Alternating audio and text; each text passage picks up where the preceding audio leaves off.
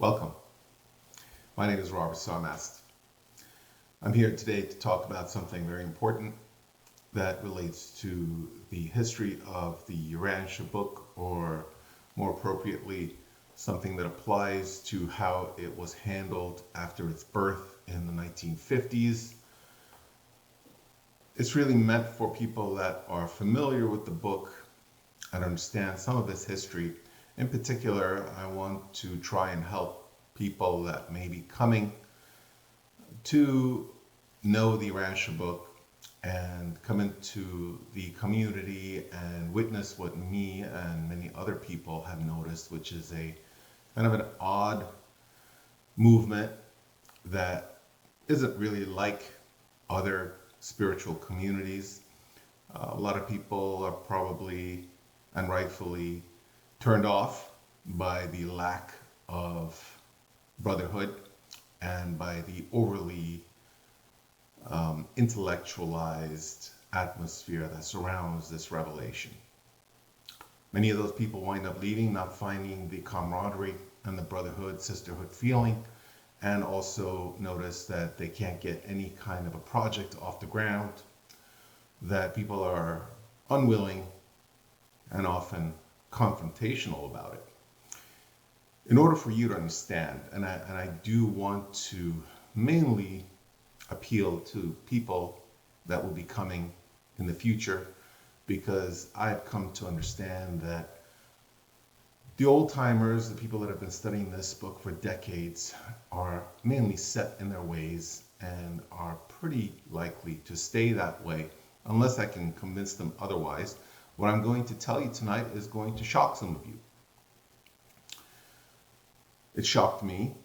It's taken me 15 years to sort out all this. What happened was I came into this community and I noticed that there was not only a hesitation, but actually a confrontational attitude about anybody that wanted to do anything as a group or do anything at all. And it remained a mystery to me all throughout these years, going on 25 years now, 27 years. And about 15 years ago, I decided to study this field more closely, to really get the truth scalpel out and make an incision and see where the cancer started.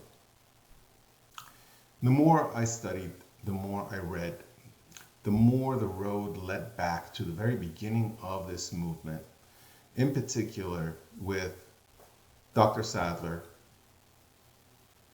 and something that was published called a publication mandate. If you're not familiar with this book at all, it is called The Fifth Ethical Revelation to Humanity. In some time around 1911, a wife of a man who has never been identified and is simply called the sleeping subject, became alarmed because her husband was talking in his sleep. And he was saying some very interesting, strange things. She became very concerned. She called a man by the name of William Sadler, a self-taught psychotherapist or psychiatrist, and he began listening to these ramblings of this man in his sleep and became increasingly interested in what was being said because what he was saying was of a profound nature. Over the years, and this goes actually into decades of recording this man's voice, taking notes on it, compiling it, and eventually it became a 2,096 page tome called the Urantia Book that was first published in 1955. For whatever reason, he started something called the Urantia Foundation, and this organization began to not only limit the growth of this revelation by publishing few copies and deciding who should or who shouldn't get it, but actually sued people in court, driving them to poverty simply because they decided to publish the book in a CD-ROM or some kind of a digital format at the very beginning of the digital age. This was the Mahara case. It caused a huge scandal, and it pretty much destroyed the communal, fraternal feeling within this community, and it never really recovered. Nobody really understood why they were doing this, but as my research showed, and as I will be proving to you in the course of the next few minutes, it all stems from this spurious document called the publication mandate. We're going to be reviewing it, and I'm going to show you how what these short 6 paragraphs said shaped the attitude and the behavior of this community for the next 7 years. The Urantia Foundation lost the copyright to the Urantia Book. I believe in the late 90s there was a huge fiasco surrounding it, but it literally had to be torn away from them. The Urantia Foundation of today is very different from the Urantia Foundation of those days. And I do want to say before I begin that I very much appreciate and I want to commend all the different organizations that have worked on making this book more available, translating and compiling of all the work they've done over the last 70 years. What I'm doing tonight is not to criticize, but really to get to the beginning of it all, the source of the problems, and to see if there is a solution. We're going to start by reading this publication mandate and seeing why it brought us to where we are today. 6 short paragraphs is all it is. It starts saying, we regard the Urantia Book as a feature of the progressive evolution of human society. It is not germane to the spectacular episodes of epical revolution, even though it may be apparently time to appear in the wake of one such revolution in human society. This first part is very interesting. There is no mention of an epical revolution in the Urantia Book itself. I'm not sure exactly what they're meaning by it. It continues, the book belongs to the era immediately to follow the conclusion of the present ideological struggle. That will be the day when men will be willing to seek truth and righteousness. When the chaos of the present confusion has passed, it will be more readily possible to formulate the cosmos of a new and improved era of human relationships. And it's for the better order of affairs on earth that the book has been made ready. Basically what it's saying is that the 5th epical revolution, or the Urantia revelation, is designed for some other time, not now. This was a very interesting, eye-opening revelation for me to read this, because it directly contradicts, before I even move on to the other paragraphs, It contradicts what the revelation itself says about its timing. But let's continue. But the publication of the book has not been postponed to that possibly somewhat remote date. An early publication of the book has been provided so that it may be in hand for the training of leaders and teachers. Its presence is also required to engage the attention of persons of means who may be thus led to provide funds for translations into other languages. Now, this document is from 1952, 3 years before the book was actually published and became available for people to read. So what the second paragraph is saying is that the revelation is for the future, but it's being given an early preview so it can teach the spiritual leaders and also do some fundraising for translations. This is a very strange statement, but let's continue.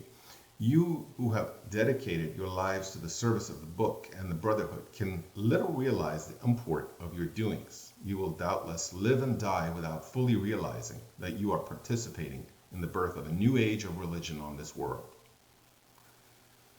So, the brotherhood is apparently unknowingly giving birth to a new age of religion, but the book is not meant for this age. It's meant for some time in the future. Continuing, the future is not open to your mortal comprehension, but you will do well to diligently study the order, plan, and methods of progression as they were enacted in the earth life of Michael when the Word was made flesh. You're becoming actors in an ensuing episode when the Word is made book. Great is the difference in these dispensations of religion, but many are the lessons which can be learned from the study of the former age.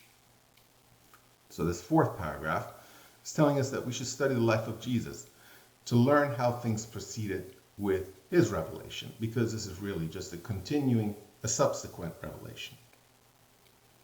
Those of you that don't know, Jesus is considered the fourth revelation. Fifth paragraph, you must again study the times of Jesus on earth. You must carefully take note of how the kingdoms of heaven was inaugurated in the world. Did it evolve slowly and unfold naturally? Or did it come with a sudden show of force and with spectacular exhibition of power? Was it evolutionary or revolutionary? So what we're being told in this fifth paragraph is that since Jesus' religion grew slowly, so should the Urantia Revelation or the Urantia Book grow slowly. Sixth paragraph, you must learn to possess your souls in patience.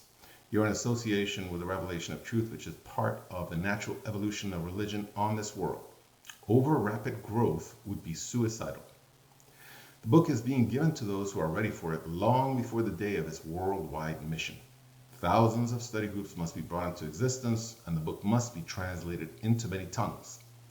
Thus will the book be in readiness when the battle for man's liberty is finally won, and the world is once more made safe for the religion of Jesus and the freedom of mankind. This last paragraph, one of the most interesting, is telling us that rapid growth of the revelation would be disastrous and even suicidal. So for now, all we're supposed to do is to study in study groups, translate the book into all the languages of the earth, and publish it for those people, the spiritual leaders, who will be studying this until this future time, long in the future, when the world will be ready for the Urantia Book and safe for its publication in a broader context. This document pretty much formed the mentality of this community. It was read twice, once in 1952 and once in 1955. The book had already been done, compiled, and was ready to be translated, published for the first time in 1955. Basically, it's saying, okay, so the book is here, it's been compiled, it's ready to be published for the first time. You can actually take this book home for the first time, but it's not ready for a general prime time audience. This is just for a few people. So this resulted in putting off any marketing that was strictly forbidden. It had a very limited publication. we were to introduce this revelation to people on a one-to-one basis based on their a person's desire to get to know this revelation better. And we were to limit its growth and to stop anyone from doing otherwise, since it would be quote-unquote suicidal. Now, when I first saw this, and I've read it over and over again, I don't know how many dozens of times, I was struck not only by the fact that it disagrees with the Urantia revelation itself, but also because it contradicts it. It goes against it.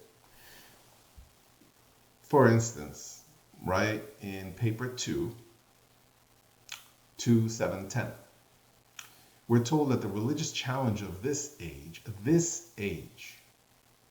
is to those far-seeing and forward-looking men and women of spiritual insight who will dare to construct a new and appealing philosophy of living out of the enlarged and exquisitely integrated modern concepts of cosmic truth, universe beauty, and divine goodness. So if they're telling us that this is what we're to do in this age, how can this revelation be for some other age? Paper 10246, revealed religion, that would be the Urantia Book, is the unifying element of human existence. Revelation unifies history, coordinates geology, astronomy, physics, chemistry, biology, sociology, and psychology.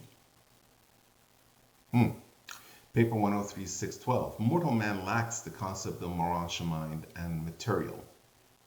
And revelation is the only technique for atoning for this deficiency in the conceptual data which man so urgently needs in order to construct a logical philosophy of the universe and to arrive at a satisfying understanding of his sure and settled place in the universe. Faith and reason, unaided by moda, cannot conceive and construct a logical universe.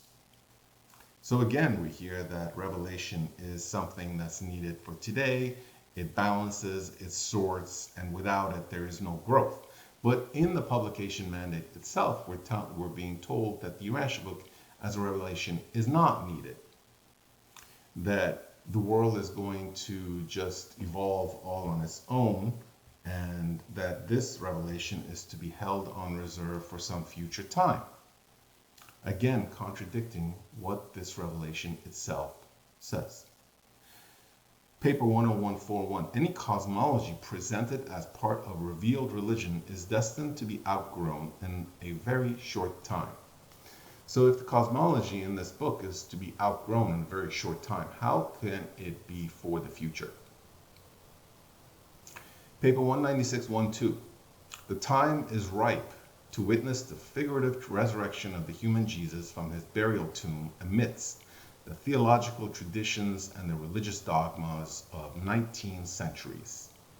So if the time is right, and the time is right today, how can this book be for the future? And if it is written for a time in the future, wouldn't they have left out 19 centuries? Because they're saying that the time is ripe now, 19 centuries after he was here. That was actually 100 years ago. So they're saying that the time is ripe, the time was ripe 100 years ago. How could this be for the future then? Paper 9221, sorry. Religion is the most rigid and unyielding of all human institutions, but it does tardily adjust to changing society. Eventually, evolutionary religion does reflect the changing mores, which in turn may have been affected by revealed religion. So we're told that it's revelation or revealed religion that actually affects the masses, and it's that pressure on the public mores, on the beliefs and attitudes of the general public, that forces human institutions and evolutionary religions to adapt and grow and evolve. None of these quotes that I read you would ever say to someone that this religion, that this revelation is for some time in the future.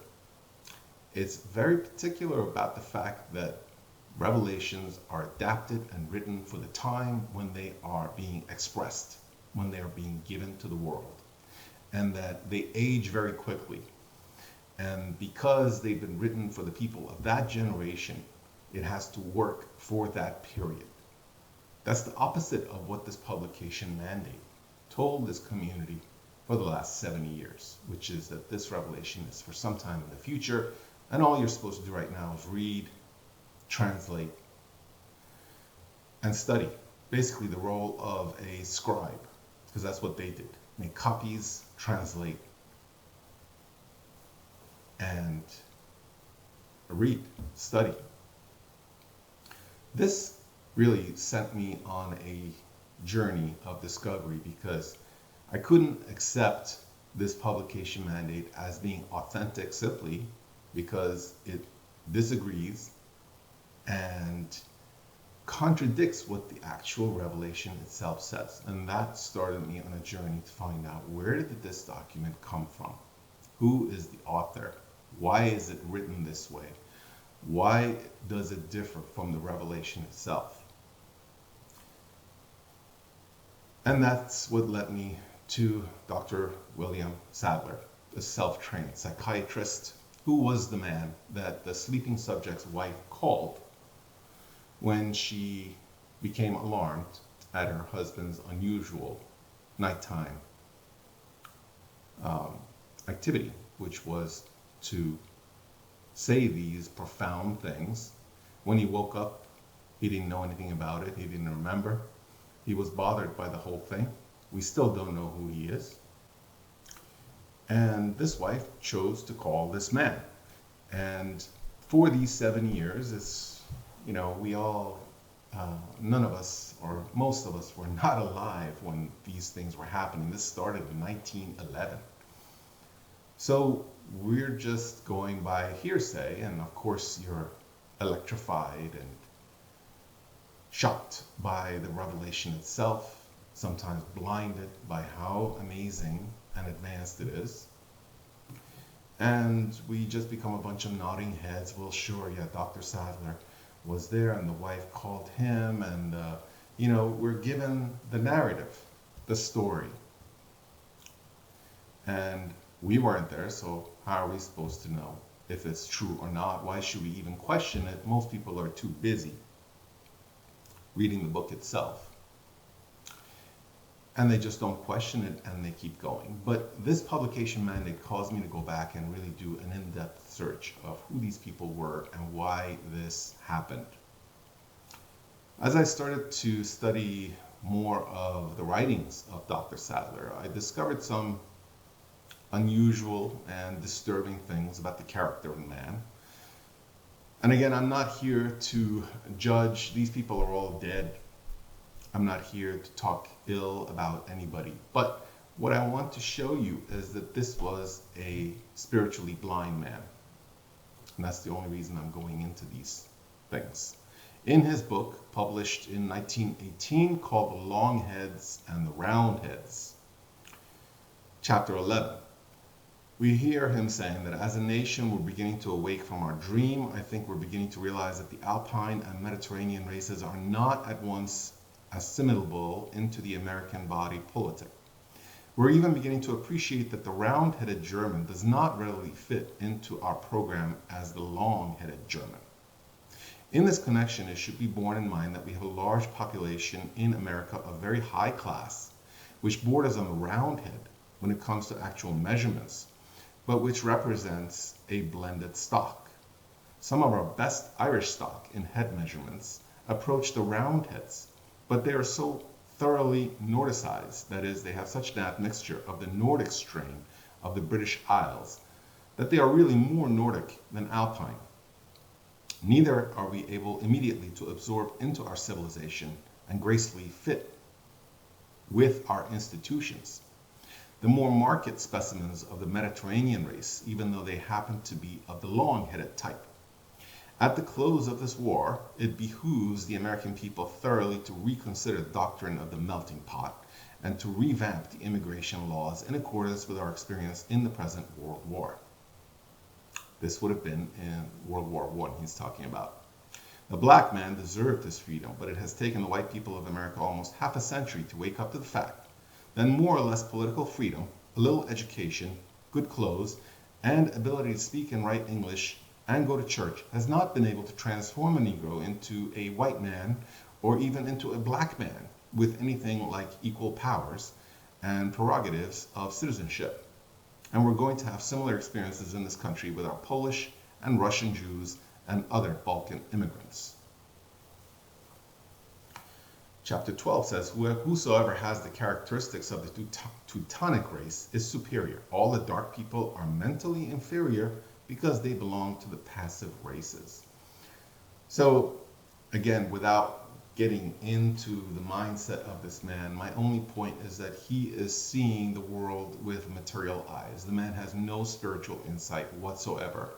He's judging the value of a human being based on the shape of his head, which was ridiculous to even people in his time. A lot of people protested his writings while he was going about traveling to other countries, encouraging the American soldiers to fight, while he's at home writing books, basically a 19th century episode of Archie Bunker that just writes better.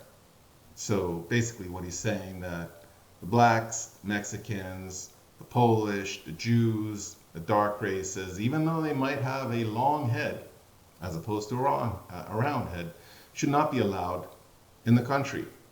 They should not be allowed to mix. And he's encouraging people to revamp the immigration laws in accordance with our experience.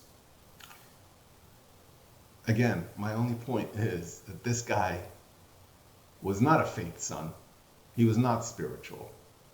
These writings, like for instance this book that came out in 1918, were actually the books that were read by the Germans later and became part of the reason that they started to persecute based on race. And also you've probably seen those old movie reels of the Germans measuring people's heads, the length and the width, to figure out if they're long heads or round heads and whether they're fit to live.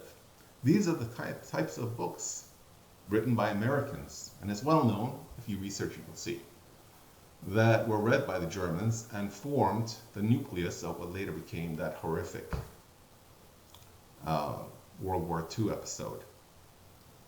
So my point is, why would the revelators, the celestials and angels, give this book to a spiritually blind, racist man? How is that possible? That compelled me to search further and ask questions about things that most of us don't really question. We just believe the hearsay and never question it again. The common notion is that the celestials gave this book to Sadler. But as I thought about it, why would they give it to this man in particular? And furthermore, who says that they give a revelation to anybody? In particular, I want to show you a couple of quotes from the Urantia Book, because the notion is that, well, the universe somehow got this sleeping subject's wife to call Sadler. But that's not what the Revelation teaches. In paper 113.5.1, we hear that angels do not invade the sanctity of the human mind. They do not manipulate the will of mortals. Under no circumstances do these angels interfere with the free action of the human will. Neither angels nor any other order of universe personality have power or authority to curtail or abridge the prerogatives of human choosing. Paper 110.2.1. Under no circumstances do even the divine monitors ever take advantage of you in any way, arbitrarily influence you in your choices and decisions. The adjuster, the fragment of God within you, is always, quote unquote, subservient to your will. Paper 568. No being, force, creator, or agency in all the wide universe of universes can interfere to any degree with the absolute sovereignty of the mortal free will. This is something that you hear again and again in the Urantia Book about the sanctity of human free will and how no one of any order, under any circumstance, is allowed to interfere with it. So if that's the case, then we can't say that they somehow coerced the sleeping subject's wife to call Sadler. Based on the quotes I just read to you, no one could have influenced the wife to call Dr. Sadler. It was her free choice. What's more, we're further assured in this, in the fact that this woman, listening to these profound things that were coming out of this man during his sleep, was obviously not enlightened, not a seer, unlike her husband, who we're told was a very advanced spiritual being. His wife was not. How do we know that? Well, he's saying these profound things in his sleep, and the wife doesn't call an author, doesn't call a spiritual leader, doesn't call any enlightened person, doesn't take notes, doesn't understand that what she's hearing is profound. How do we know? Because who does she call? She calls a psychiatrist, someone who's trained to help people with mental defects, with mental problems. This, my brothers and sisters, can only be interpreted in one way, and there are no two ways about it. She called Dr. Sadler of her own free will, and she called the psychiatrist obviously because she thought her husband was going insane or had some mental problems, which means that she was spiritually blind herself. There is no other way. If I read the Urantia Book to you, read one of these quotes that we're so fond of, would your first instinct be to call a psychiatrist to help me out? No, it wouldn't. The only people that would do that are spiritually blind people who simply don't understand what they're hearing and think of it as mere gibberish. So no one chose Sadler except a spiritually blind wife of the sleeping subject. You don't have to be Sherlock Holmes to figure this out, but we just gloss over these things because we just are used to listening to the hearsay and just nodding our head and moving on. But when we scratch beneath the surface, a different story appears. Now, Dr. Sadler himself said that the main reason for not revealing the identity of the contact personality is that the celestial revelators do not want any human being, any human name, ever to be associated with the Urantia Book. They want this revelation to stand on its own declarations and teachings. That was an actual quote from him. So the Celestials don't want any human being or any human name ever to be associated with the Urantia Book, which is why we don't know the name of the sleeping subject. He also said that it was the design of our unseen friends to prevent the appearance of a Urantia Apocrypha subsequent to the publication of the Urantia Book. Apocrypha is defined as a work outside an accepted canon of Scripture. So this would be something we would refer to as extra revelatory. So for instance, we have the Gospel itself, and then we have the many books written by Paul and others after him. That would be called Apocrypha. If this is true, one has to wonder why then, in 1950, 5 years before the book was even published,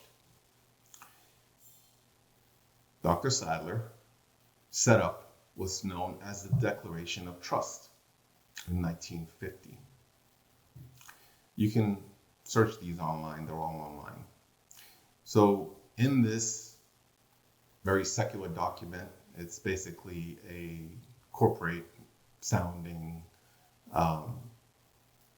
agreement or contract And in it, it says the Urantia trustees, the Urantia Foundation trustees, shall have the power to own, hold, manage, control, operate, care for, protect, and preserve the trust estate. That's the Urantia Book itself. And to collect and receive the income and profits. This would have been at a time when they would have thought that they were sitting on a gold mine and that this book, this newest revelation, was likely to sell more copies than the Bible.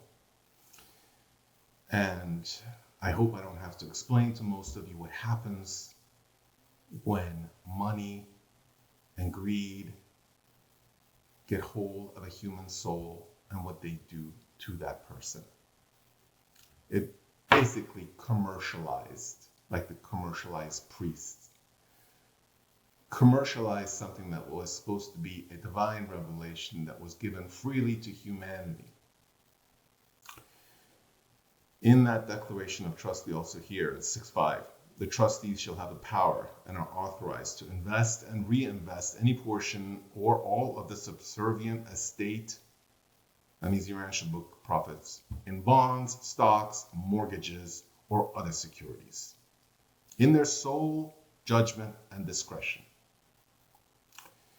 In 3.3, they said to retain that this foundation and these 5 trustees were to retain the absolute and unconditional control of the possession, custody, use, and disposition of all such plates and all other media for printing and reproduction of the Urantia Book and its translations.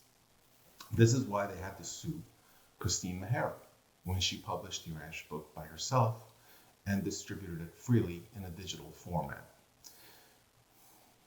So, with one breath, Dr. Sadler saying that the Celestials don't want any human being or any human name ever to be associated with the Urantia Book. And with the next breath, he's saying that me and my friends own this revelation outright.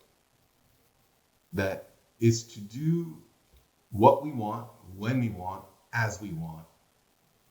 And what gave him this power? Well, it's online. You can check it out. Who told him or who told us that he has this authority? He did. He said that Macaventa, as well as an unseen Melchizedek, or unknown, we don't know, we've never heard this name, Norsen, and Gabriel, the commander of all the legions of heaven, personally came down to give control of this book to him. And he set up the foundation and became the sole owner and controller of an epical revelation. The nerve is staggering. But in case you think that's proper or it's okay and you make some kind of excuse, oh, he had to do this to control it, and other people might have come back then, there was only printing, they could have published a false version of the Urantia Book and spread that book instead of the authentic. These were the excuses that we were often given.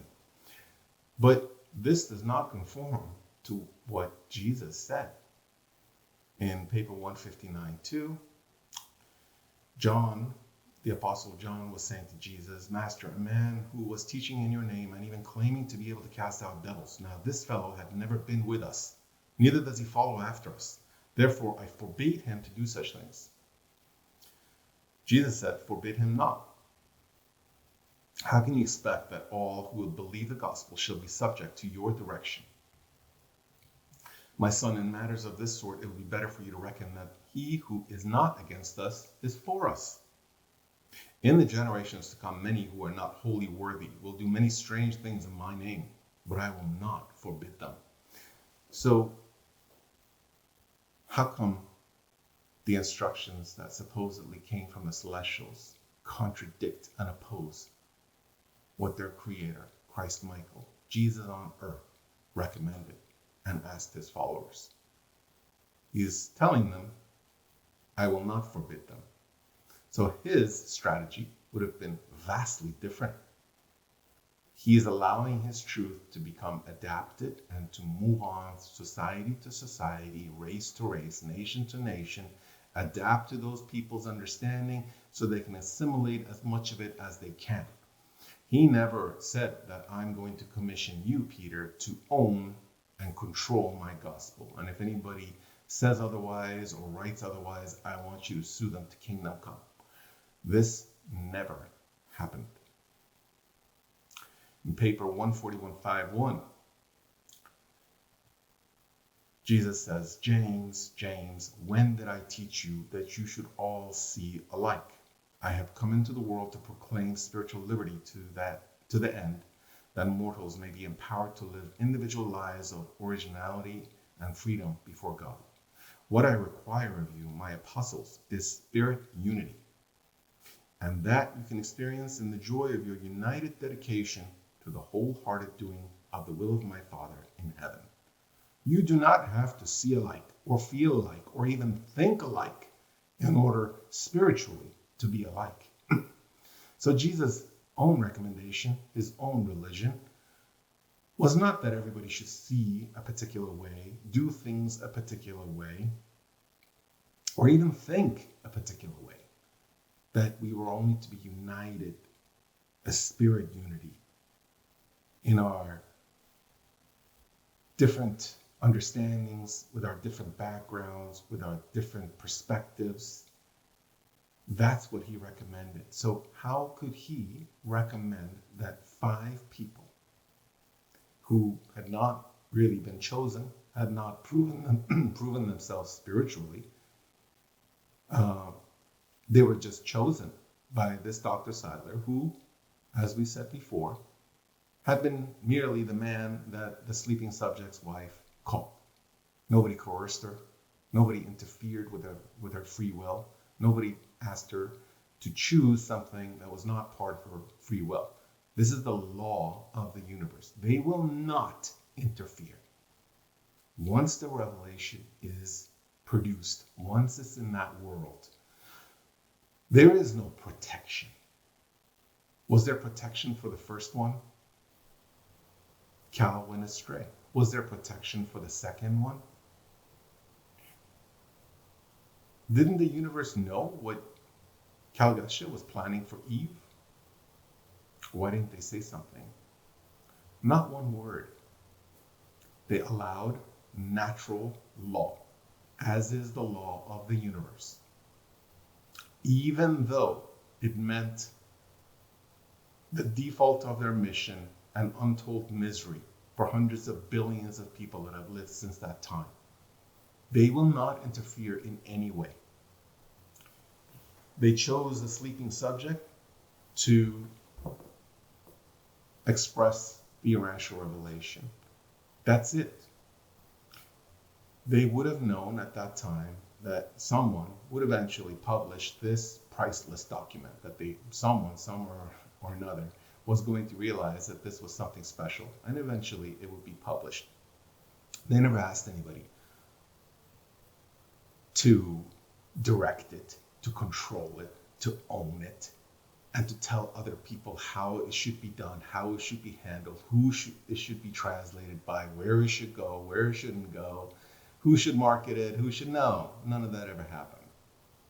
This was all Sadler and those original people that did the human thing. And let's face it, most people, if something like this priceless document falls on their lap, most people are probably going to do the same thing. It's mine. It's all mine. And that's exactly what happened. Why did it happen? Why did they become so obsessed with controlling this revelation? That actually isn't the revelation itself. As usual, it predicted everything that was going to happen down to a T. Paper 195-96.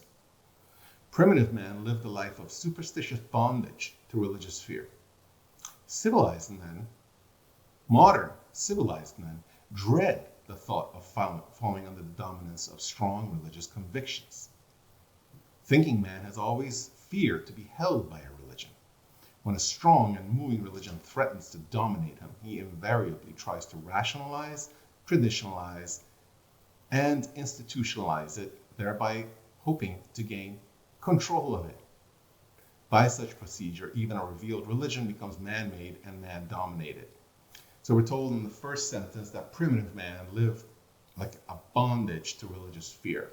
And because of that, modern civilized men have swung to the opposite extreme. They dread the thought of falling under the dominance of strong religious convictions.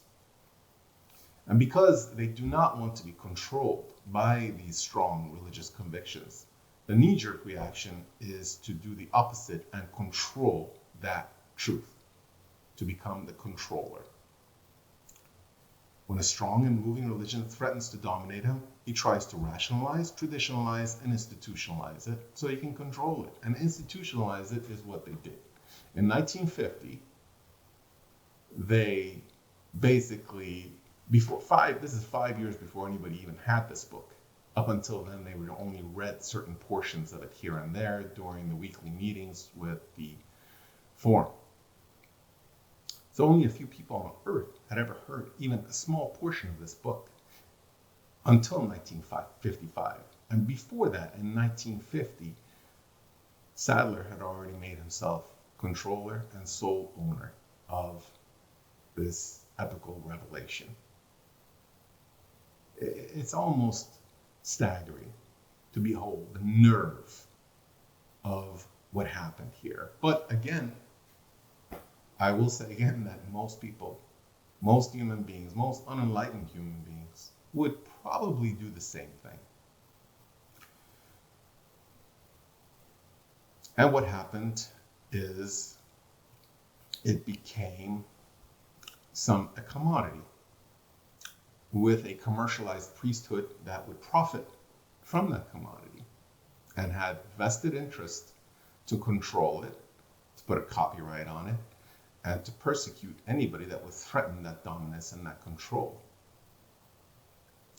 In 97:10:7, we're told that it's difficult for religion to survive as the private practice of isolated individuals. This has ever been the error of the religious leaders. Seeing the evils of institutionalized religion, they seek to destroy the technique of group functioning.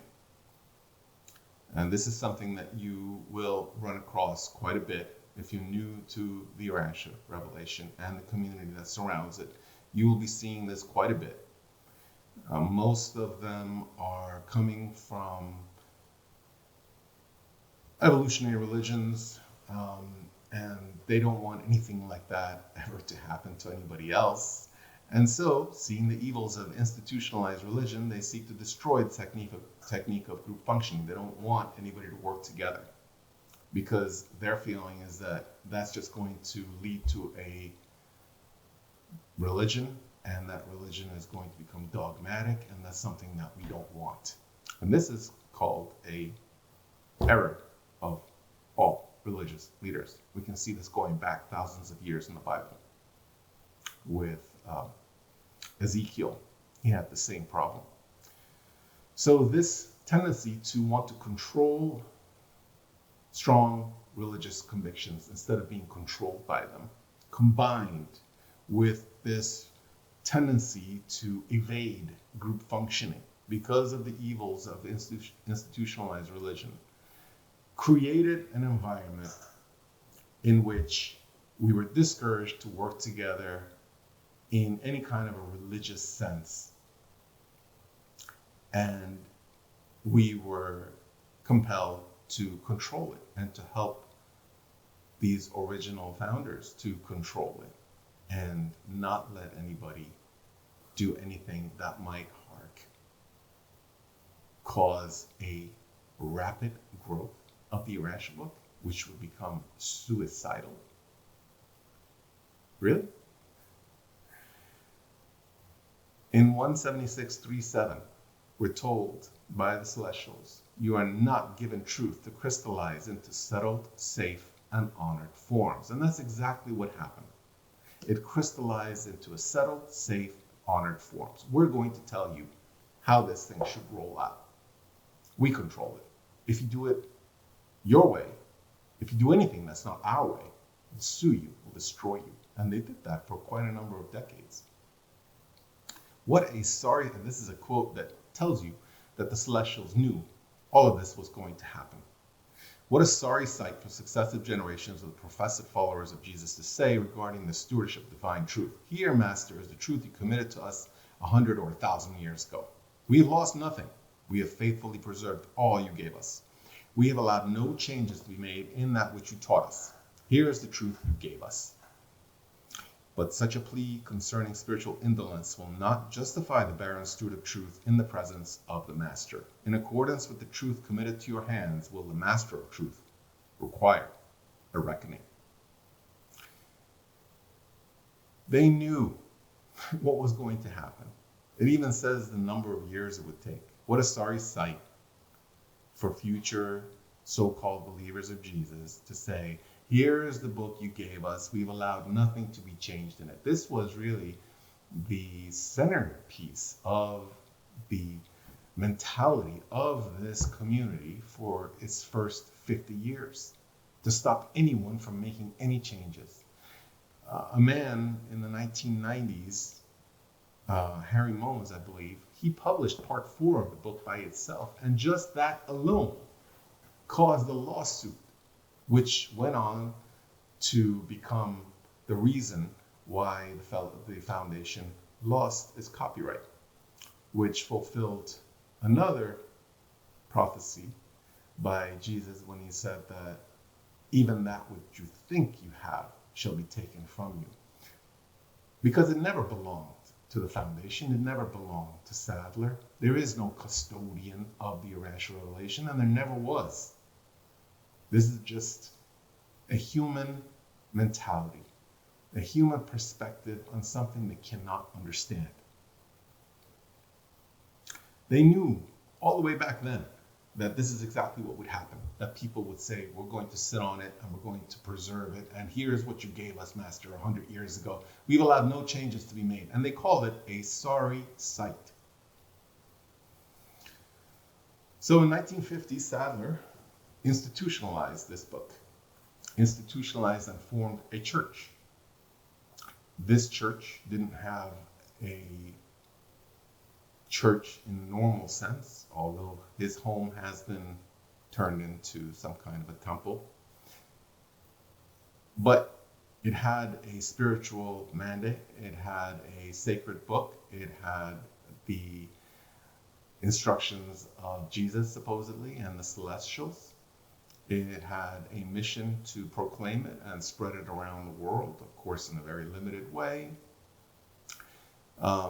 This was the church that Sadler set up. Dr. Sadler really is a poor man's version of St. Paul. Just as St. Paul took the gospel of Jesus and created Christianity based on his own opinions, based on his own perspective, which was muddled with many errors. And yet he was a great man. He was willing to die for what he did. The Christianity that is set up, even though it was a compromise and not as good as Jesus' religion, it was missing this most important part, the fatherhood of God and the brotherhood of man. Basically, the same thing happened with us. And I want people that read this in the future, maybe even after I'm gone, to know that we made the exact same mistakes as those early Christians. It became about the book instead of the religion of the book, just as it became about the story of Jesus instead of the religion of Jesus. We haven't changed all that much. In 9963, we hear that, but as religion becomes institutionalized, and remember, it became institutionalized 5 years before it was even published as a book. It was already owned, lock, stock, and barrel, controlled, with the threat of legal action and all the secular powers and institutions that were available to them, which they used quite often. But as religion becomes institutionalized, this power for good is curtailed, while the possibilities for evil are greatly multiplied. Now this quote in 9963 is really amazing. It's just 6 lines. And in this one paragraph, they describe exactly what was going to happen. Now, a lot of these people that are under the spell of Sadler's wayward institutions, they think that they're talking about evolutionary religions and the problems with the churches, and they use this quote as something like, this is why we need to control it, but it's actually talking about them. Listen to what it says. The dangers of formalized religion are fixation of beliefs and crystallization of sentiments. Okay, this thing with the foundation, and it's not just the foundation, it's the Urantia International Association and even the fellowship. Even though they don't agree with everything that Sadler said or did, they are still following that mindset, this narrow path that we were put on. The dangers of formalized religion are fixation of beliefs and crystallization of sentiments, which has happened for 7 years. Accumulation of vested interest with increase of secularization. That happened with the profit motive, obviously, and the secularization happened with the getting the courts involved and forming a nonprofit and using the arm of the law to persecute people. Tendency to standardize and fossilize truth. This is a no-brainer. Obviously, the whole point of most of these organizations is to fossilize the truth. Fossilize the Urantia Book, never allow any changes, never allow it to be reduced or anything. Diversion of religion from the service of God to the service of the church. I'm going to show you where that happened right in that publication mandate as we go over it again with a more, I'm going to put that one under the X-ray for you. Inclination of leaders to become administrators instead of ministers. Right from the beginning, it was all about secretaries and vice presidents, lawyers, treasurers, no ministers. To this day, there hasn't been one minister. They were all administrators and still are to this day. Tendency to form sects and competitive divisions. That obviously happened with the fellowship. Establishment of oppressive ecclesiastical authority. That happened with them and their heavy hand in suing people left and right for not towing the line. Creation of the aristocratic chosen people attitude. And this happened with the foundation and the trustees saying, we and we alone know what to do with this book, and you have to follow our directions or else, because God said so. Or in this case, Sadler said so. Creation of the aristocratic chosen people attitude, fostering of false and exaggerated ideas of sacredness. That is the Urantia Book itself. The Urantia Book itself says that nothing short of the Father is a revelation, and yet they have created this fetishized sacred book that needs to be controlled and directed and preserved. The routinizing of religion and petrification of worship. Tendency to venerate the past while ignoring present demands. None of that's happened. Failure to make up-to-date interpretations of religion. That's a big no-no. We're not supposed to do that, remember? Interpretations of religion? No, we're not supposed to interpret. All we're supposed to do is give this book, because the book is the answer to all the world's problems. This has been the attitude. Entanglement with functions of secular institutions. We don't have to get into that. It's written all over it. It creates the evil discrimination of religious castes. We're special. We know what God wants. You don't. If you don't toe the line, if you don't do what we say, we're going to punish you. It becomes an intolerant judge of orthodoxy. It fails to hold the interests of adventurous youth and gradually loses the saving message of the gospel of eternal salvation. And all these things have happened one after another, perfectly as they described, perfectly as they predicted. The adventurous youth are not attracted to a group that wants to do nothing but read a 2,100-page tome. And their numbers have been dwindling. All we have right now are the old-timers with nobody to replace them. Well, if you're watching, this is why they called it, and we fell right into the trap. In 88-210, we're told that to become fetishes, words had to be considered inspired. and the invocation of supposedly divine inspired writings led directly to the establishment of the authority of the church, in this case, the Sadler Church. 9961, we're told that it's far better to have a religion without a church than a church without a religion. Here they're talking about this church that Sadler set up, and they're saying that it's better to have a religion without a church than a church without religion, because there is no religion. They're actually anti-religion. I want to go back now that you have a little better understanding of the situation we're facing, and read this publication mandate again. Because I want to show you why it is that for 70 years nobody's seen this, that it's just under the radar, you read over it, your eyes gloss over it, and you will never know that it's riddled with errors. So I'm going to read it to you again, and we're going to study those errors. The book belongs to the era immediately to follow the conclusion of the present ideological struggle. That's the first paragraph. That will be the day when men will be willing to seek truth and righteousness. When the chaos of the present confusion is past, it'll be more readily possible to formulate cosmos of a new and improved era of human relationships, besides the bad writing. This is riddled with error. The book, A Revelation, comes for that period to solve the ideological problems. It's not sent for the future time. But the publication of the book has been postponed to that possibly somewhat remote date. An early publication of the book has been provided for the teachers and for fundraising. Seriously, anybody, how was this taken seriously? 3, you who have dedicated your lives to the service of the book and the brotherhood can little realize the import of your doings. This is one of those sentences where if you're not paying attention, it's just going to evade you.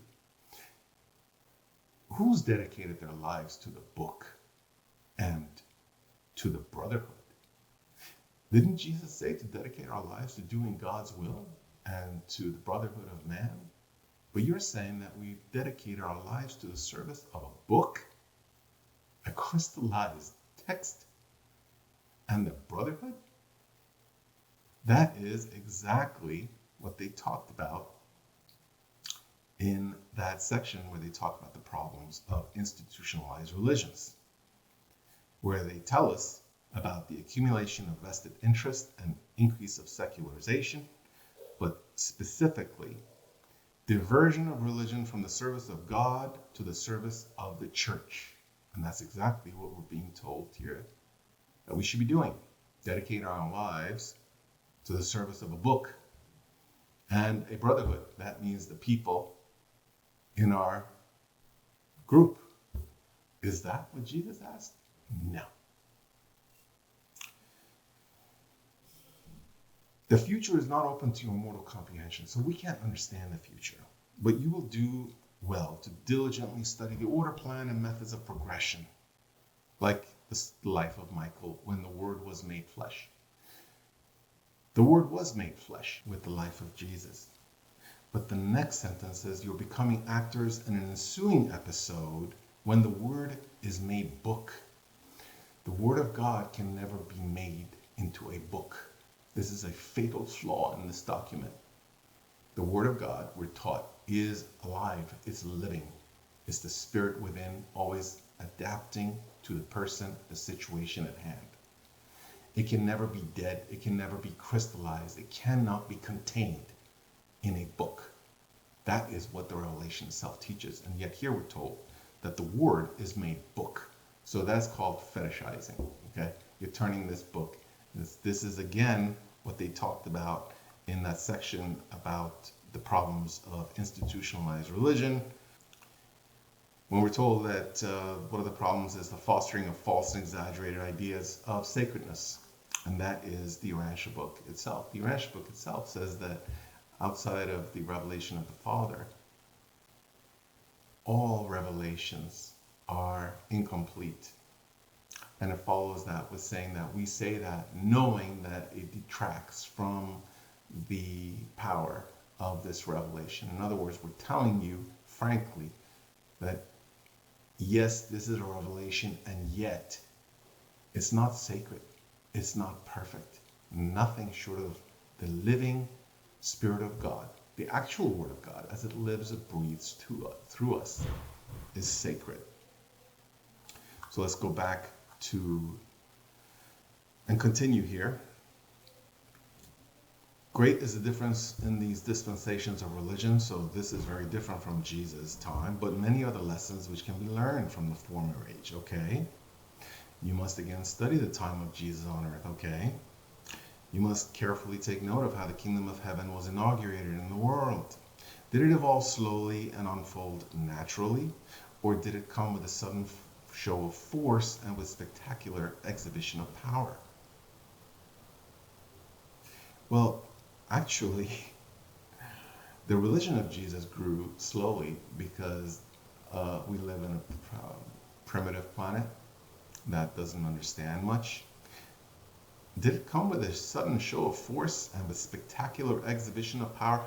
I think that getting a creator's son as a human being that cured the blind, gave hearing to the deaf, and raised the dead back to life in broad daylight can be considered a show of force with spectacular exhibition of power.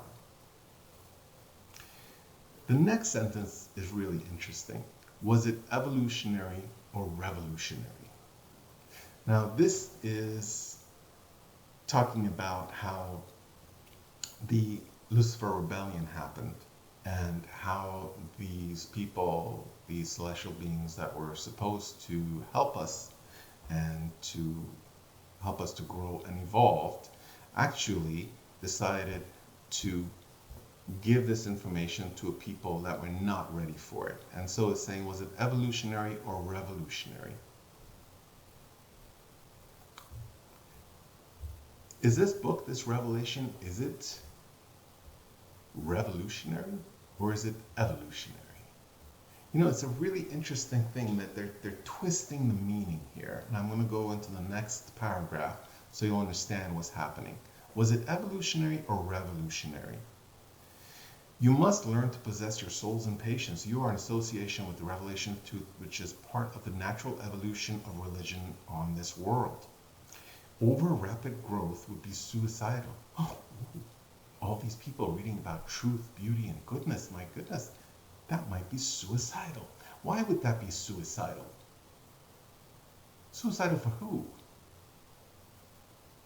The book is being given to those who are ready for it long before the day of its worldwide mission. Thousands of study groups must be brought into existence, and the book must be translated into many tongues.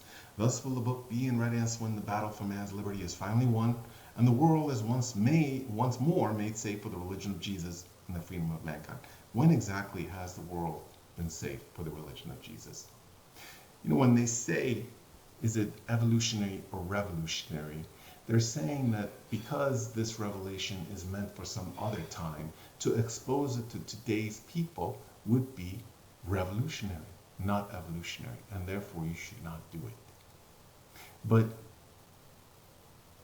the wording here, what they're alluding to, is the rebellion. And the reason that it was revolutionary instead of evolutionary back then with the rebels is because they were teaching the highest spiritual truths, concepts of God realization and I am, to basically Neanderthals. It was just way too advanced for those people. But we're told that Revelation is sent to a world adapted perfectly for that period.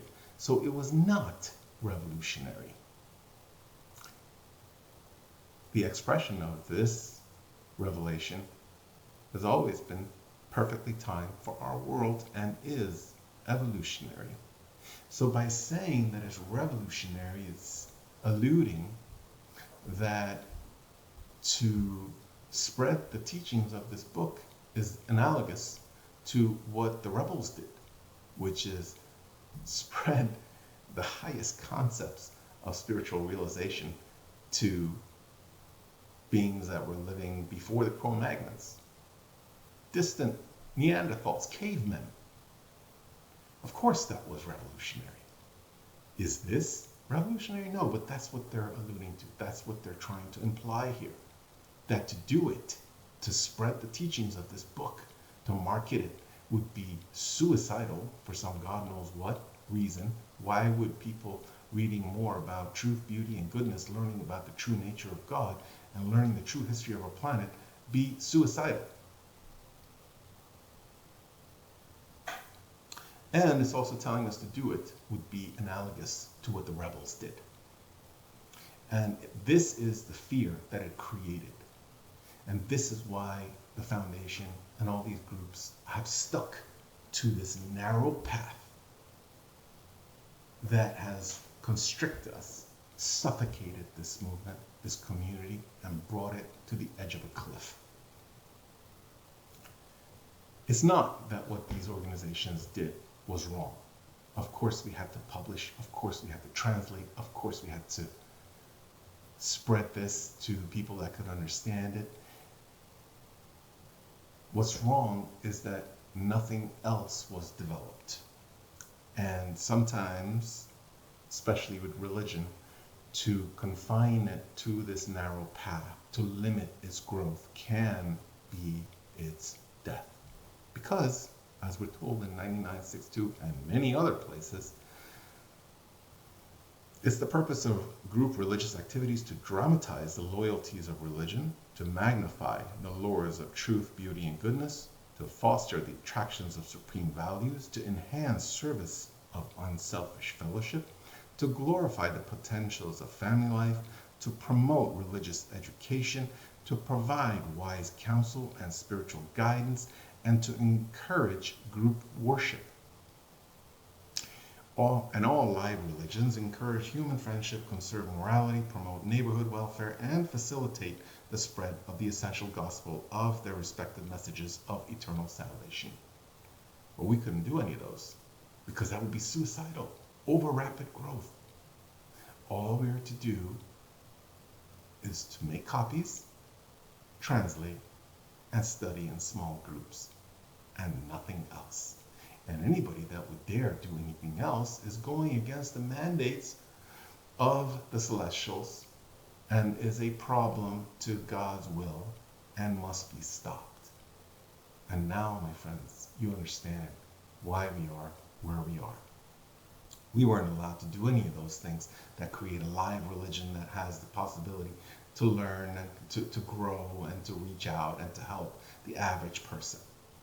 All we've done is to spread a 2,100-page tome that barely an infinitesimal small fraction of the world's population can even begin to understand, much less to read the whole thing. What you see in the Urantia community right now, the way it's set up, the way it operates, its mentality and so forth, is not representative of the Urantia papers. It's not representative of what it asks for. It's not representative of what Jesus did or what Jesus asked for. This is a man-made religion made by greedy people, I'm sorry to say it, that saw this as a possible wealth bringer, and also they wanted to control it because of the reasons that we went over before.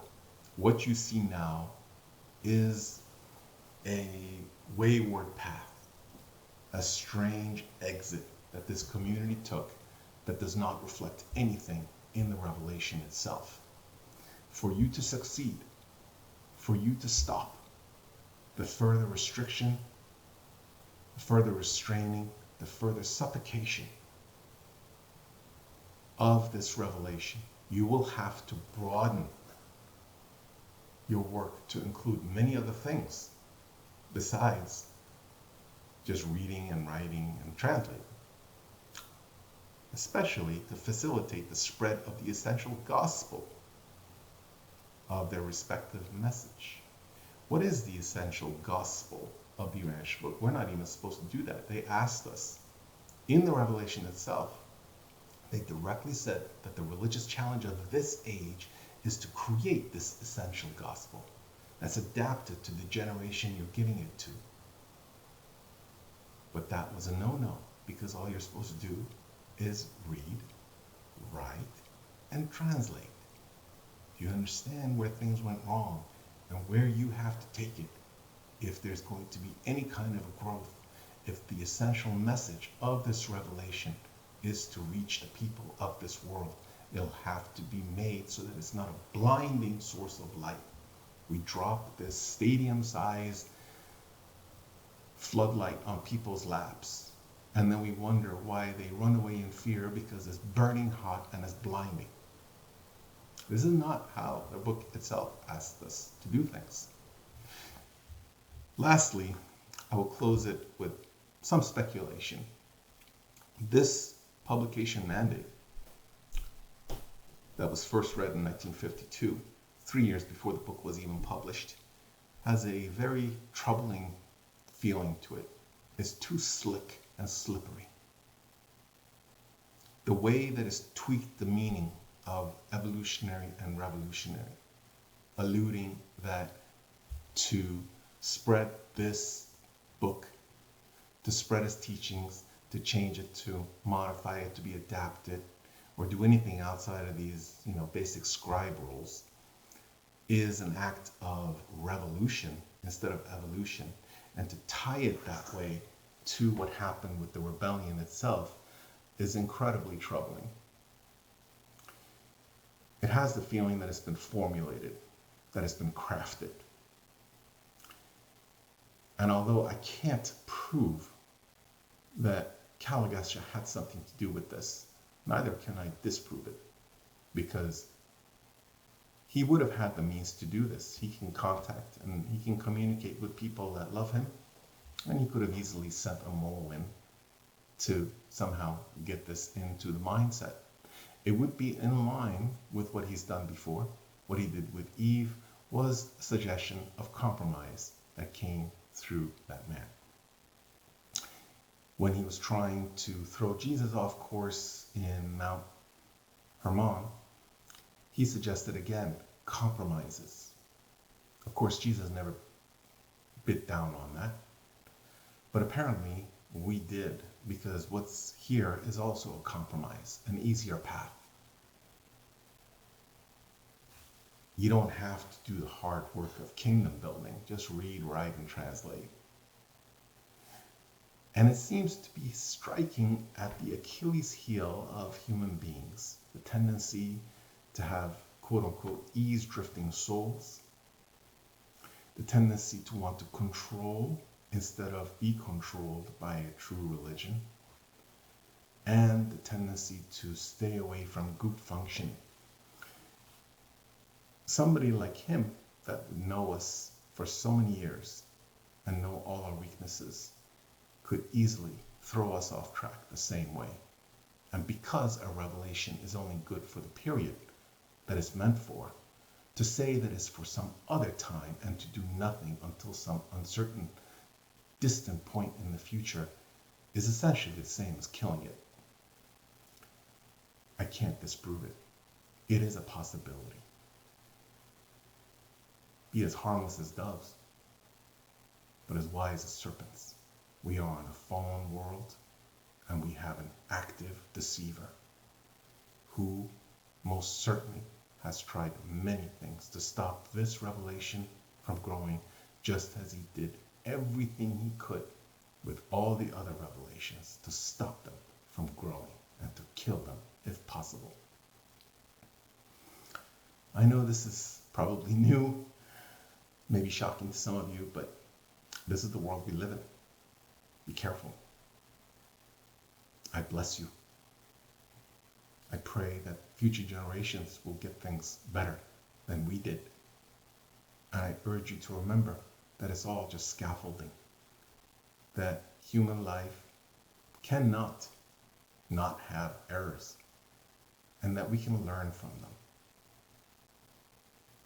and grow through that learning. Thank you for your time. God bless you.